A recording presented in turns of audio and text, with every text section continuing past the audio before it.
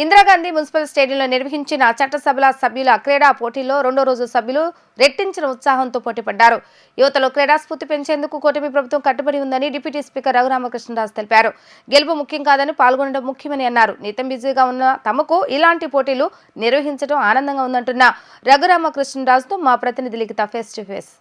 నిత్యం రాజకీయాల్లో బిజీగా ఉంటూ అందరూ కూడా ఎమ్మెల్యేలు, మంత్రులు, ఎమ్మెల్సీలు అందరూ కూడా ఇందిరాగాంధీ మున్సిపల్ స్టేడియంకి వచ్చారు. రెండో రోజు కూడా చాలా ఆహ్లాదకరంగా కూడా ఈ వాతావరణం కొనసాగుతుంది. అదేవిధంగా మంత్రి నాదెళ్ల మనోహర్ టీం వర్సెస్ ఇటువంటి అచ్చెన్నాయుడు టీం మధ్యలో కూడా టాస్ కనిపిస్తుంది. ప్రస్తుతం మనతో మాట్లాడటానికి డిప్యూటీ స్పీకర్ రఘురామకృష్ణరాజు గారు ఉన్నారు. సార్ చెప్పండి, చాలా ఉత్సాహంగా పరిగెత్తినట్టున్నారు, ఫిట్నెస్ కొంచెం తగ్గినట్టుంది, ఏమంటారు?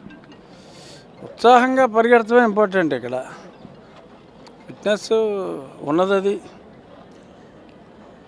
మరి గతంలో కన్నా ఫిట్నెస్ తగ్గిన మాట వాస్తవం. వయసు పెరుగుతుంది, కాలుకు కొంచెం ప్రాబ్లం ఉంది, కానీ కాలుకు కారణం అని చెప్తే అసహ్యంగా ఉంటుంది. అంచేత ఫిట్నెస్ తగ్గిందని అనుకోవాలి. సార్, రాష్ట్రంలో ఇలాంటి క్రీడా పోటీలు ఏర్పాటు చేయడానికి యువతకు ఎలాంటి ప్రోత్సాహం ఇవ్వబోతుంది కూటమి ప్రభుత్వం? అదేవిధంగా యువతకు ఎలాంటి సందేశం ఇవ్వబోతున్నారు? అసలు మా ఆలోచనే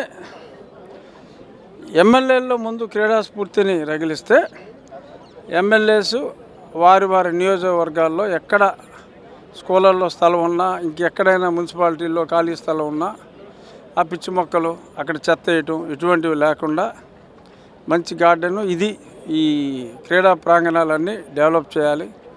అక్కడ అందరికీ ఉచితంగా ఆ నెట్లు కానీ బాల్స్ కానీ రెగ్యులర్గా ఇస్తే అది గ్రాడ్యువల్గా ఇదొక పాజిటివ్ అలవాటు, అంటే మంచి అలవాట్లలో భాగంగా అవన్నీ క్రియేట్ చేస్తే గుడ్డు ముందా పిల్ల ముందా అలాగా ముందు మనం ఇన్ఫ్రాస్ట్రక్చర్ క్రియేట్ చేసి ఆడుకోమంటే ఖచ్చితంగా ఆడుకుంటారు.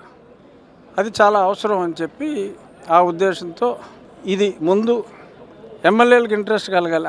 ఏం ఆడుకుంటారా అన్న ఫీలింగ్ లేకుండా ఇప్పుడు అందరూ పార్టిసిపేట్ చేశారు. సో నెక్స్ట్ ఇయర్ మళ్ళీ ఉంటుంది కాబట్టి ఆ ఊర్లో వాళ్ళు ఆడాలన్నా వాళ్ళకు ఒక ప్రాంగణం కావాలి.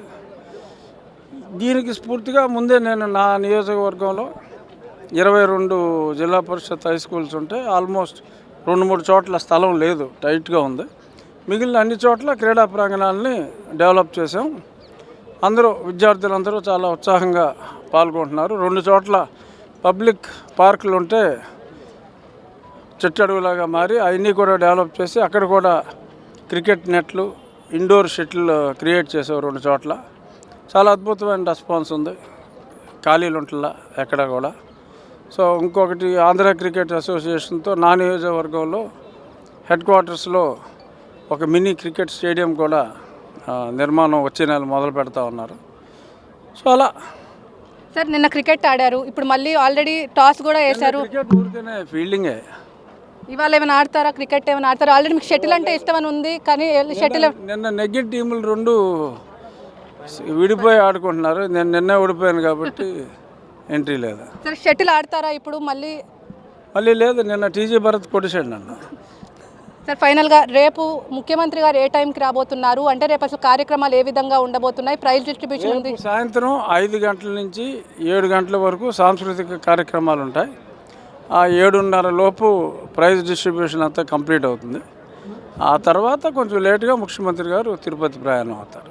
Thank you sir. మొత్తం మీద చూసుకున్నట్లయితే యువతకు ప్రాధాన్యత ఇచ్చేందుకు కూడా అన్ని ఏర్పాట్లు కూడా చేస్తున్నామని చెప్పి, అదేవిధంగా యువతలో క్రీడా స్ఫూర్తి పెంచేందుకే ఇలాంటి ఎమ్మెల్యేలకు ముందుగా క్రీడా పోటీలు నిర్వహిస్తున్నామని చెప్పి, రానున్న రోజుల్లో ఖచ్చితంగా ఇటు ప్రతి ఒక్క రాష్ట్రంలో ఉన్న ప్రతి ఒక్క జిల్లాలో యువతకు పెద్దపీట వేసి క్రీడల్లో ప్రోత్సహించేందుకు తమ వంతు సహకారం చేస్తామని చెప్పి కూడా, తనకు షటిల్ అంటే ఇష్టమని చెప్పి కానీ కొంచెం ఫిట్నెస్ తగ్గటం వల్ల పరిగెత్తలేకపోయానని చెప్పి కూడా ఇక్కడ RRR అయితే చెప్తున్నారు. ఇది ఇక్కడ ఉన్న పరిస్థితి. వీడియో జర్నలిస్ట్ అఖిల్తో లిఖిత, వి డిజిటల్ న్యూస్, ఇందిరాగాంధీ స్టేడియం నుంచి.